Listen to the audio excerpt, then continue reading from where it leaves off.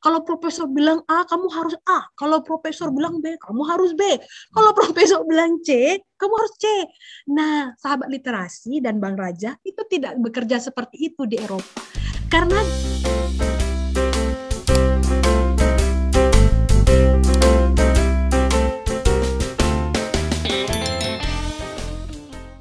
selamat siang sahabat literasi, salam sehat, salam ketemu kembali.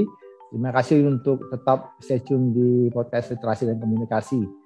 Kita masih berbincang-bincang dengan rekan-rekan yang sedang ataupun sudah menyelesaikan studi dari berbagai penjuru dunia. Teman-teman yang hebat tentunya, karena mereka orang-orang yang tidak membiarkan mimpi mereka itu terhilang. Untuk studi lebih tinggi mereka tetap berupaya dan bisa meraih dengan upaya yang tentu saja sungguh-sungguh ya, yang tidak main-main juga, tapi artinya mereka bisa menikmati hasil itu. Nah, kali ini kita akan bicara ngobrol-ngobrol dengan Kak Nelly. Beliau saat ini ada di mana, nanti kita tanya sendiri langsung ya, supaya langsung aja beliau sampaikan di mana posisinya, apa yang sedang dikerjakan, begitu ya. Baik, sahabat literasi, kita langsung sapa. Selamat siang Kak Nelly, apa kabar? Selamat siang Bang Raja, sahabat literasi juga. Selamat siang dan selamat pagi dari Den Haag. Ini jam 9:05. Wow, jadi beliau saat ini ada di Den Haag. Nah, kalau 9:05 di Indonesia saat ini, tepatnya di waktu Indonesia Barat, jam 2:05, berarti kurang lebih ada beda 5 jam. Wow, luar biasa. Jadi saat ini sahabat literasi, kita terhubung dengan berbagai orang, berbagai pribadi di seluruh dunia itu dengan kecanggihan teknologi sangat mungkin. Kita bicara, saya saat ini posisi di Yogyakarta, Kak Nelly ada di Den Haag, ya. Den Haag, Belanda. Wah, luar biasa. Kita akan diskusi. Nah, Kak Nelly, kami dapat kabar nih, Kak Nelly sedang studi di satu negara gitu ya. Boleh dong jelasin Kak, di mana negaranya, di kampus apa, dan prodinya apa? Monggo. Ya. Selamat siang sahabat literasi semuanya yang mendengarkan podcast ini. Saya adalah, perkenalkan nama saya Nelly. Saya sangat beruntung, saya mendapatkan beasiswa LPDP, kemudian saya melanjutkan studi untuk S3 saya di sini. Nah, saya diterima di Leiden University, nah tetapi kampusnya kampus Den Haag.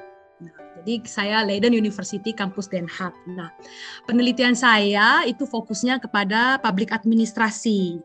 Public administrasi spesifikasinya tentang bagaimana public reform yang terjadi di Indonesia. Nah, public reform itu kan di public sector. Public sector itu adalah organisasi yang memang dibawahi oleh pemerintah. Nah, dan kebetulan saya mendapatkan proyek itu. Proyek itu sedang berlangsung sekarang, dan saya penelitian ini terjadi karena saya mendapatkan promotor yang memang dia mempelajari, memang dia punya keahlian di bidang public administrasi itu sendiri. Nah, jadi proyek saya judulnya adalah Public Sector Reform and Performance of Indonesian Government in Healthcare Sector. Jadi from 1998 up to the present. Jadi proyek saya fokus kepada bagaimana sih public sector reform itu semenjak jatuhnya Soeharto. Nah, seperti itulah. Itu proyek saya. Artinya nih public sector di bidang kesehatan ya Kak ya? Iya, fokusnya ke bidang kesehatan. Nah, bidang kesehatan itu Bang Raja dan para adik-adik semua itu bukan hanya healthcare di sini, bukan hanya asuransi ya, tetapi juga bagaimana performance of health facilities kayak puskesmas, kemudian rumah sakit dan seperti itu. Ini kira-kira bisa bersinggungan nggak dengan konteks sekarang penanganan COVID di Indonesia? Kan kita lihat nih banyak fasilitasnya itu bisa dibilang kurang ya. Misalnya beberapa lalu itu kan di Yogyakarta ada kekurangan oksigen. Itu kan terkait dengan fasilitas. Ya. Itu gimana Kak? Itu bisa dihubungkan. Nah, Cuma saya tidak hanya fokus kepada penanganan corona ini, karena saya memakai yang historical comparative analysis. Jadi saya akan membandingkan per regime. Jadi bukan hanya fokus memang up to the present itu adalah yang Bapak, ya karena yang corona ini pas Bapak Jokowi, ya mungkin regime Jokowi yang akan saya lihat. Nanti untuk historical comparative analisisnya ke belakang, nah itu kita lihat juga karena gini, kebijakan-kebijakan yang ada di bidang kesehatan itu kan bukan hanya yang lagi booming sekarang corona, tapi ada dulu yang di Indonesia itu kayak misalnya penanganan HIV, kemudian bagaimana juga pemahaman untuk TBC gitu. Jadi saya di sini historical comparative analysis. Jadi memang saya akan mulai dari corona dulu, nanti diruntut ke belakang itu seperti apa perkembangannya. Kalau yang apple to apple itu Kak Nelly melihat dalam hal apa fasilitas yang diperhatikan, artinya presiden, berarti kan ada 7 pemerintahan ya, 7 era presiden, mulai dari berarti Soeharto, Habibie, Gus Dur, Mega, SBY. Setelah Soeharto Bang, setelah Soeharto. Berarti Soeharto nggak ikut? Enggak, post Soeharto. Oke, berarti mulai Habibie, Gus Dur, Mega, SBY, pergantian Jokowi. itu kan, iya. Oke, itu apa? Fasilitas apa yang disoroti? Kalau untuk case study itu kalau misalnya kita lihat per regime mana yang signifikan ya untuk bidang kesehatan itu, misalnya kalau pada saat zaman Megawati dulu itu tentang asuransi kesehatan kayak jaminan kesehatan nasional dan sebagainya. Kemudian kalau SBY itu mungkin tentang peraturan-peraturan yang ada itu tetap dikembangkan, bagaimana jaminan kesehatan nasional ini kemudian menjadi, dulu kan zaman Mega kita yang miskin untuk sosial. Nah, saya melihat kebijakan-kebijakan yang memang dampaknya signifikan terhadap pemberian fasilitas kesehatan, pemberian pelayanan kesehatan kepada masyarakat.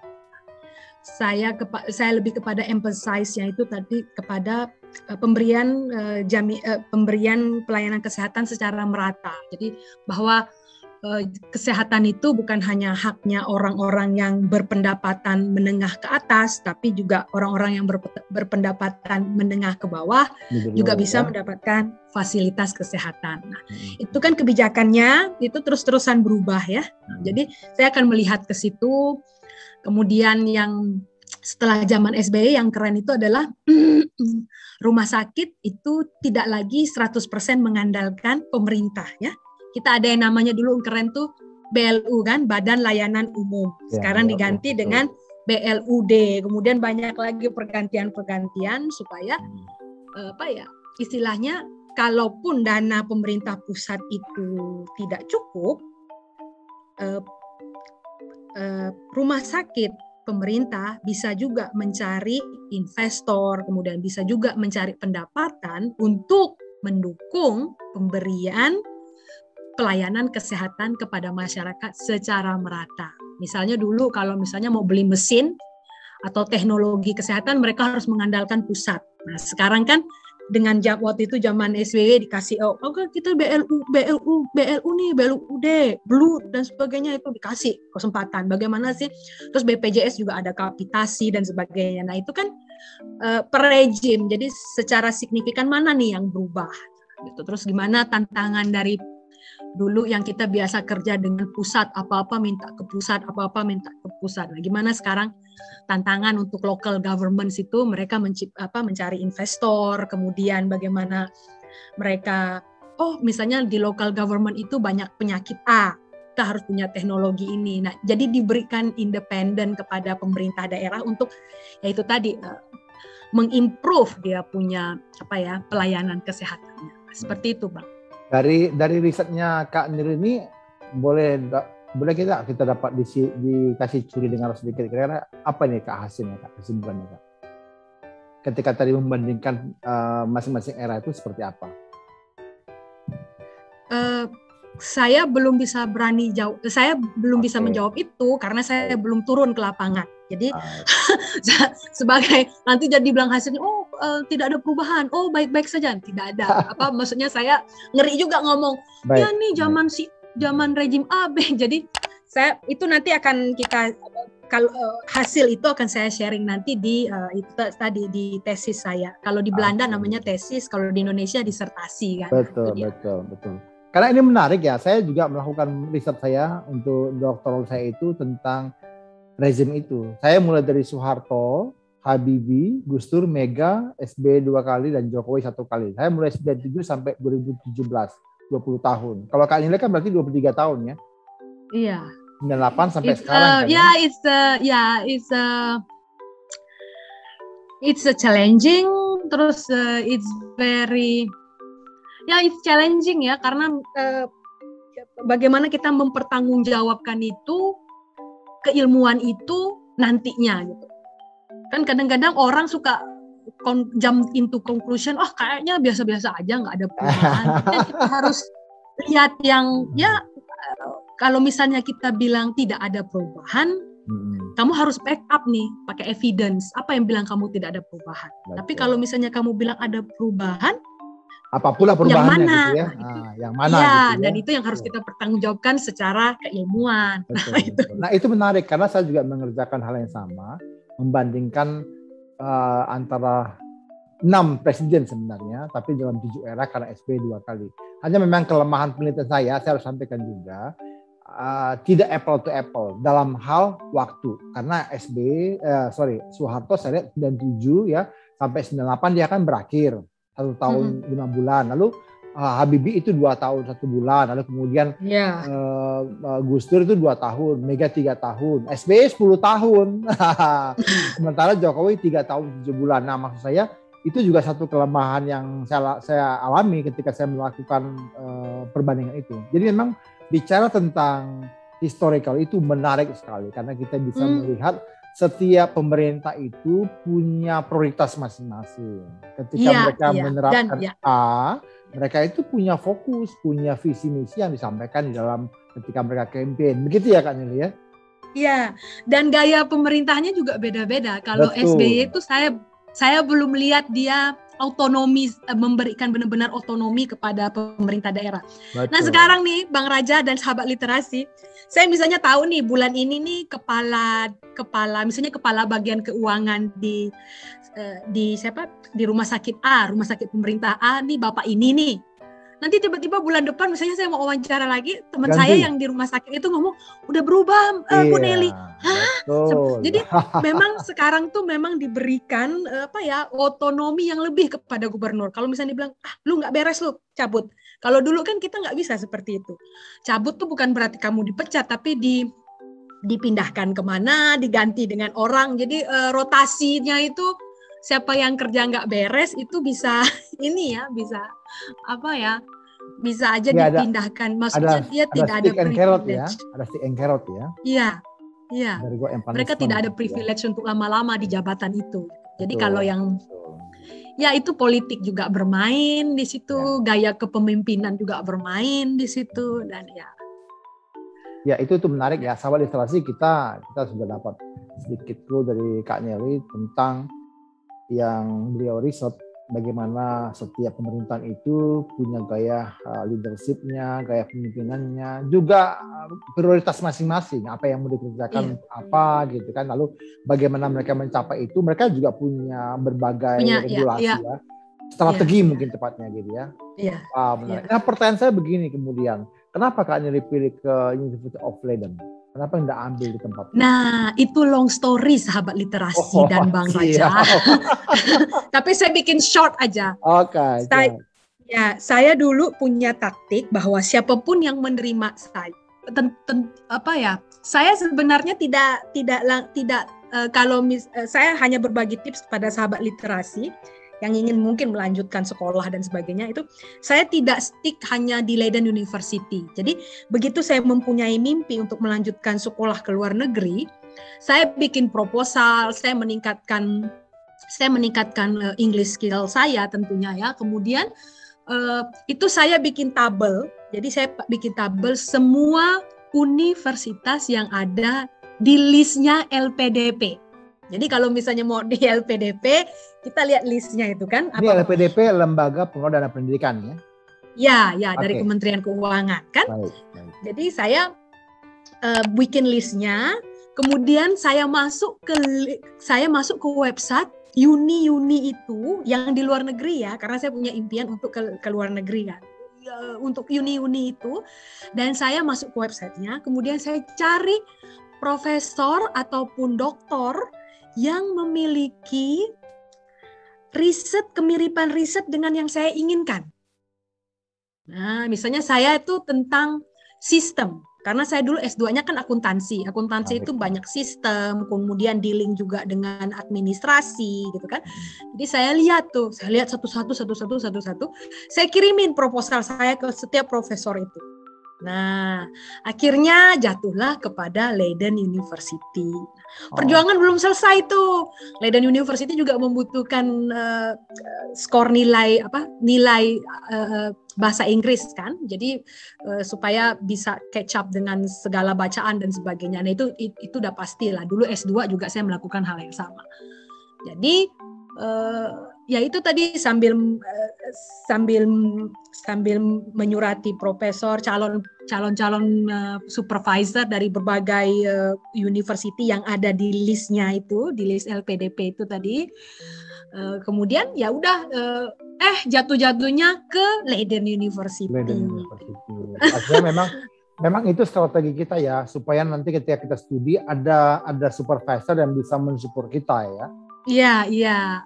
Dan kebetulan yang tertarik itu ada supervisor dari Leiden. Wow. Dan Bapak Profesor ini pun memang dia itu pertama dia memang suka membahas tentang historical public reform, dan kemudian beliau juga berasal dari public administrasi gitu.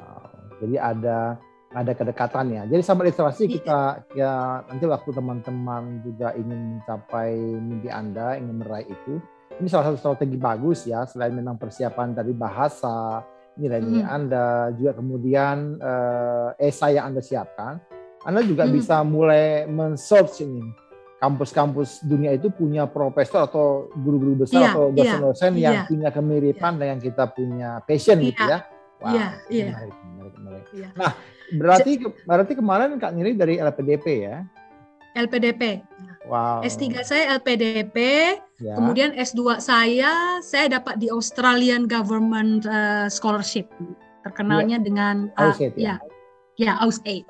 AusAid. Oke. Jadi sahabat literasi kita lihat nih, Kak Nili bukan orang sembarangan loh. S2 dari AusAid ke Australia, lalu kemudian S3 dengan LPDP ke Belanda. Nah, LPDP ini sahabat literasi, Anda perlu tahu, ini adalah pembiayaan gratis dari pemerintah Indonesia. Ini merupakan akumulasi dari dana masyarakat ya, rata-rata pajak gitu, kemudian disimpan, disediakan, dialokasikan untuk pendidikan warga negara Indonesia. Jadi Anda harus dapatkan, karena kalau enggak sayang sekali, ini disiapkan oleh pemerintah bagi setiap orang yang ingin berjuang mendapatkan studi itu. Wah, menarik ya. Nah, cerita dong Kak Nili, apa suka dukanya selama menempuh studi ini? Kak Nili dari 2016 apa tahun berapa ya mulai masuk ke Belanda? 2016. Oke, berarti 5 tahun ya sekarang ya? Iya. Nah, gimana ceritanya Kak Nili? Suka dukanya yang paling challenging itu ya, dulu kan di Australia itu saya bertemu, kalau Australia itu kan banyak juga orang Asia ya, dan kemudian mereka dekat ke Asia. Yang paling challenging yang saya paling dapatkan itu adalah kalau di Eropa ini adalah culture. Ya. Jadi dulu di Australia juga culture. Culture pertama yang paling saya tidak tahan itu adalah makanan. Di Australia itu sama, sampai teman saya bilang gitu kan, kita ini kok makan kayak kambing. Sandwich itu kan itu sayur lempar-lempar aja langsung makan gitu kan. Nah, kalau di Belanda ini apalagi orang Batak ya. Waduh, luar biasa ya. Enggak, kalau orang Batak ini kok enggak ada pedasnya, kok enggak ada asinnya, enggak ada ininya. Aduh, saya bilang gitu. Itu di Australia ya. Tapi kemudian di Belanda yang saya ketemukan adalah, kalau di Den Haag kan memang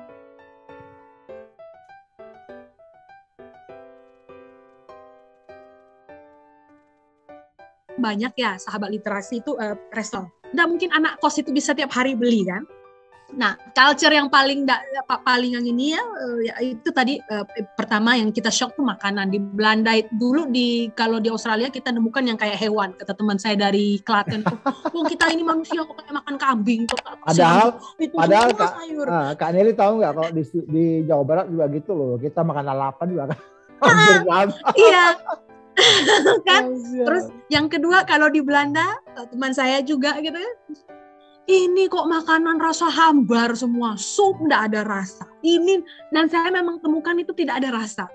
Ya ampun, supnya nggak ada rasa, makanannya itu, aduh itu cuma makanan tuh ada sahabat literasi itu cuma kayak sosis dan mereka sangat-sangat bangga dengan sosis mereka. Kemudian ada makanan juga. Jadi saya lihat ya ampun ini tuh makanan orang Belanda sosis ya. Jadi sosis, kemudian ada kentang, kemudian mereka juga ada kenal apa ya kayak ikan haring itu namanya ya. Haring itu adalah ikan seperti sushi juga dibilang tidak seenak sushi itu apa ikan mentah itu bisa langsung dimakan begitu dengan bawang putih kemudian dengan agak sedikit asam lah mereka bikin itu haring. Kemudian ya makanan itu yang pertama. Yang kedua adalah culture berkomunikasi. Nah itu benar-benar tantangan karena kita orang Asia ya bukan hanya orang Indonesia. Kita orang Asia itu susah sekali untuk mengeluarkan pendapat. Jadi dulu saya kan ngekosnya. Jadi kalau saya lihat teman saya dari Eropa tuh taruhlah dia orang Spanyol atau orang Jerman ya. Saya lihat dia nggak bersih. Saya simpan di dalam hati. Saya simpan. Saya takut mereka nantinya marah sama saya atau tersinggung lalu nggak betah lagi tinggal dengan kita gitu kan. Itu sistem culture komunikasi. Jadi akhirnya saya belajar di sini udah 2 tahun 3 tahun gitu. Ternyata kalau orang Eropa itu sama kayak dengan orang Australia, kalau kamu nggak senang, kalau kamu merasa sesuatu itu tidak fits ke kamu, tidak cocok, kamu harus ngomong. Misalnya kalau kita kayak kos-kosan ya, misalnya itu kotor, kita harus bilang tuh, kamu kok ini kotor, ini kan bekas makanan kamu, cuci dong, gitu loh. Kalau saya dulu tuh dulu di Australia juga dulu seperti itu, saya simpan aja, akhirnya saya sakit, saya langsung pusing, saya tidak konsentrasi, saya merasa sedih. Nah ternyata setelah 2 tahun saya di sini, saya bilang, oh ini orang-orang harus diomong, itu yang pertama. Terus yang kedua, dengan komunikasi dengan supervisor. Kita orang Asia cenderung berpikir bahwa kalau supervisor, profesor, mereka pasti tahu semuanya. Ya, kayak dewa gitu ya. Ya, pokoknya kayak dewa. Ternyata di sini tidak seperti itu. Jadi di sini sahabat literasi, kita ini udah S3, itu harus sama dengan para profesor di sini karena mereka menganggap kita kolega, bukan student. Jadi kalau profesor kita itu bilang A, terus kita baca banyak literatur, kita baca banyak semua itu bukan A, kita harus ngomong. Nah, misalnya, Prof, ini bukan seperti yang profesor bilang A loh, tapi misalnya C. Nah, kamu bawa buktinya dong. Nah, kamu bisa ngomong itu dari mana? Ini saya baca di sini. Ini persis dengan ini saya. Apalagi kalau di Eropa itu ya, profesor-profesor gini di sini tuh tend to be very European minded. Jadi mereka tidak tahu dengan perkembangan yang ada di negara-negara sedang berkembang. Contohnya misalnya di negara-negara Asia. Di Euro. Jadi kalau mereka pakai public reform kita new public management, public reform kita tuh tentang entrepreneur government. Tapi it doesn't work. They don't work in Indonesia. Dan parahnya mereka nggak percaya. Nah, saya harus mengatakan itu tidak terjadi di Indonesia. Tidak sepenuhnya kami bisa seperti itu. Nah, omongan itu harus saya buktikan dengan apa? Misalnya artikel. Kemudian ada beberapa pendapat ahli yang memang sering melakukan penelitian di negara Indonesia atau negara-negara yang sedang berkembang. Nah, seperti itu. Nah, jadi kita harus sedikit saya banyak belajar di sini setelah tahun-tahun ini. Saya bilang, oh ternyata jadi kita kalau orang Asia kan selalu, apalagi orang tua saya kan, kamu pokoknya nggak boleh ngelawan profesor. Bukan melawan sih sebenarnya. Kalau profesor bilang A, kamu harus A. Kalau profesor bilang B, kamu harus B. Kalau profesor bilang C, kamu harus C. Nah, sahabat literasi dan Bang Raja itu tidak bekerja seperti itu di Eropa. Karena they have no idea what is really going on in our country. Ya, Karena Indonesia case gitu ya. study kita based on Indonesian case, Betul, konteks. betul. Nah, Jadi seperti itu. artinya kita didorong untuk speak up ya, based on Ya, ilmiah ya, gitu ya, referensinya ya, jelas. tapi sahabat, gitu ya, tapi yang sopan, sahabat literasi, bukan berarti salah tuh, salah, bukan ini, bukan ini, enggak. Kita nggak bisa seperti itu. Saya sekarang yang paling itulah tadi ya, culture shocknya itu tentang bagaimana kita berkomunikasi dengan teman kos-kosan, berkomunikasi. Yang penting itu adalah berkomunikasi dengan profesor. Jadi kita nggak bisa. Saya itu ya, sahabat literasi, saya dosen ya, dan saya lihat ada beberapa teman saya yang memang tidak menyelesaikannya S3 itu karena ada beberapa sayang sekali yang memang tidak cocok dengan promotor, kalau di Belanda dibilang promotor ya, promotor dan kopromotornya. Saya dulu sebelum S3 tuh saya bilang kok bisa nggak cocok ya, tapi begitu saya nyemplung, oh memang itu seperti kayak pernikahan itu tidak selalu indah ya, jadi kita ada gesekan dan saya juga mengganti tim karena saya bukan tidak suka, saya merasa sangat-sangat tidak tertolong. Jadi akhirnya saya pergi ke board of director, kemudian saya juga mengatakan bahwa ada perpindahan tim karena kita merasa tidak cocok. Jadi saya lumayan lama, kenapa lama ya Kak Nelly gitu kan? Ya karena itu tadi ada saya ingin menyelesaikan dan saya ada ketidakcocokan selama bertahun-tahun ini yang saya pendam dan akhirnya meledak tahun lalu dan saya ganti tim sekarang. Jadi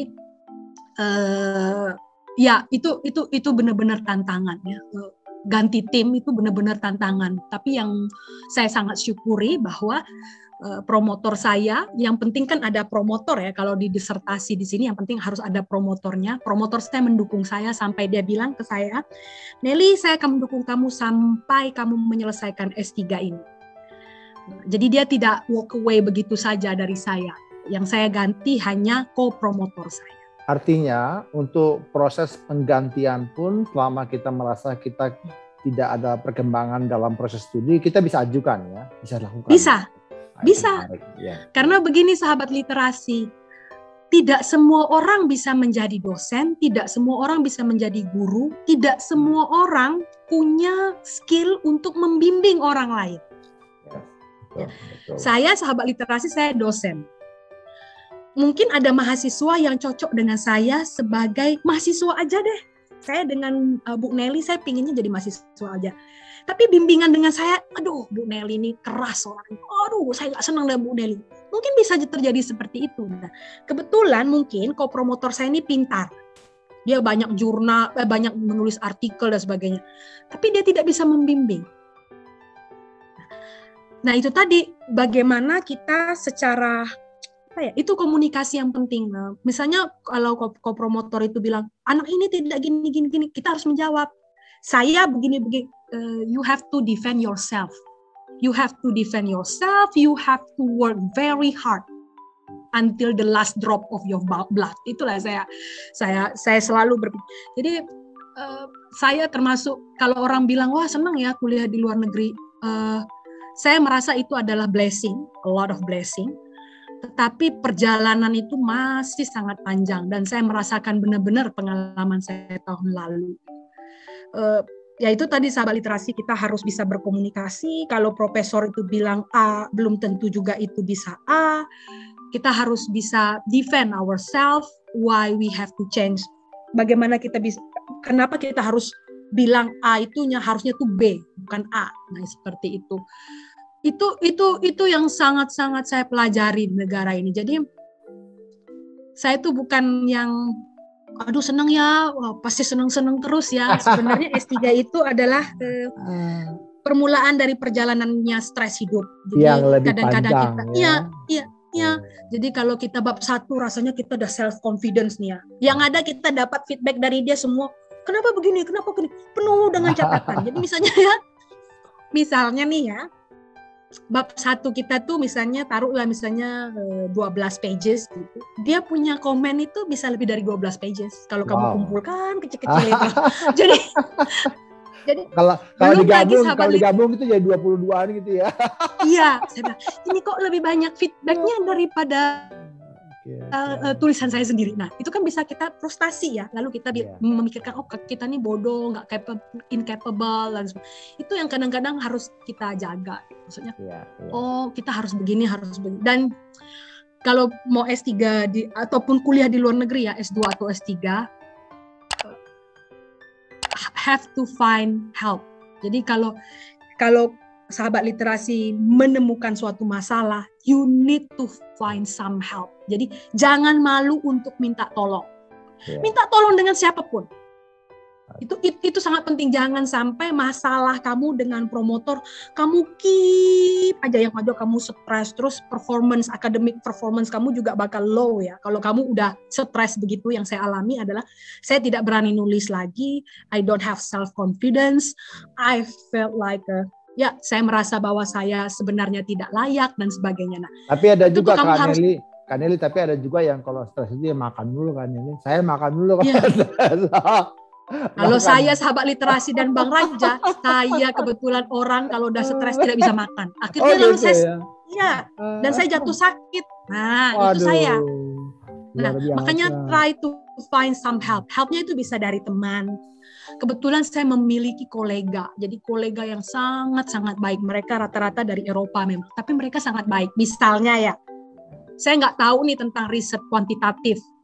Nah, mereka kasih tahu tuh. Terus kalau promotor saya suka komplain tentang bahasa Inggris saya minta tolong tuh. Misalnya kan nanti kan kita dapat feedback tuh ya. Biasa promotor tuh bilang, I don't understand your sentences. Terus kadang-kadang dia ganti vocab kan. Vocabulary saja dibetulkan sama promotor. Bayangin orang di sini. Lalu saya tanya dengan kolega saya. Lalu mereka biasa yang dari Inggris, dari Amerika. Oh iya nih, salah. Memang saya aja nggak ngerti. Ini maksud kamu yang begini? Iya, maksud saya seperti itu. Nah, tulis aja seperti ini. Lebih simpel, orang lebih tahu. Iya, sahabat literasi orang Asia itu memang skill nulisnya itu kurang. Memang begitulah mungkin ya. Mereka juga ngomong rata-rata begitu. Saya nggak tahu kenapa, saya dulu di Australia juga gitu.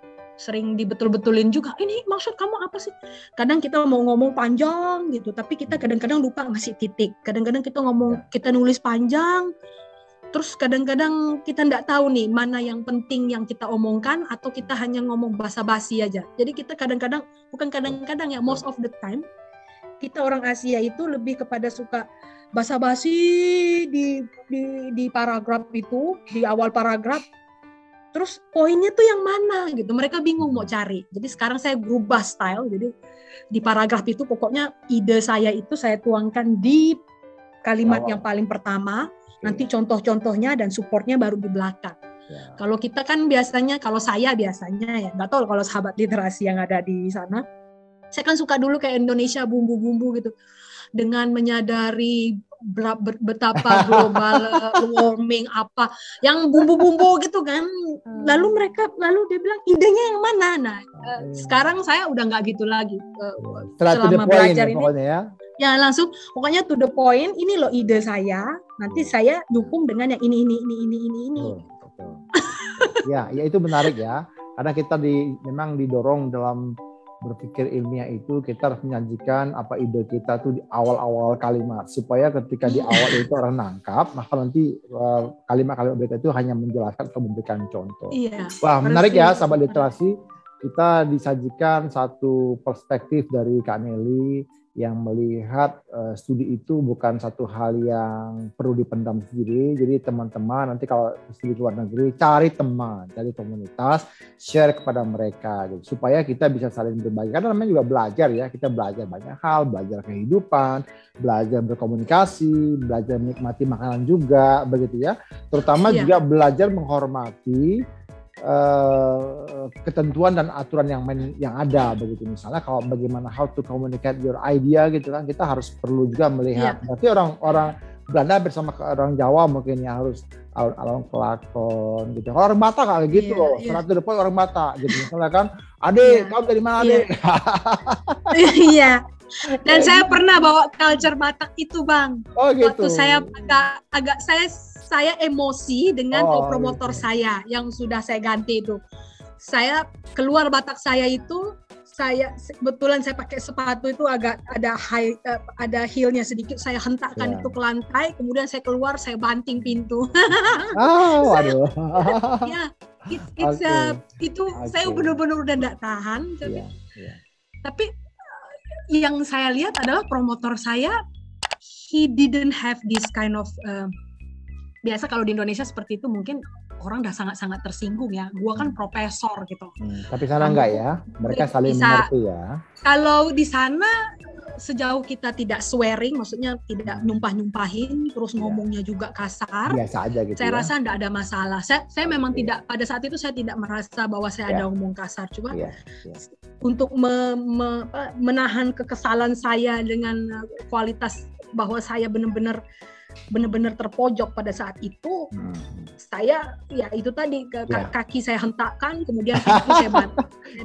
Siap, itu pengalaman pribadi yang luar biasa. Jadi sahabat literasi, kita bersyukur ya kita dapat satu pemahaman yang lebih baik lagi. Bagi teman-teman yang ingin bertanya, silakan kita menghubungi nomor ada di layar ini. Silakan kami siap untuk memberikan kepada Anda itu berbagai informasi. Dan jangan lupa subscribe, lalu klik share kepada teman-teman lain supaya lebih banyak orang dapat berkah dari acara-acara kita. Jadi terima kasih Kak Nelly, kami belajar banyak untuk mempersiapkan diri, terutama buat teman-teman sahabat literasi yang akan mencapai mimpi-mimpi mereka belajar studi di luar negeri yang lebih tinggi lagi. Jadi terima kasih sekali lagi, terima kasih sahabat literasi. Saya Raja Napitupulu pamit undur. Terima kasih, salam sehat.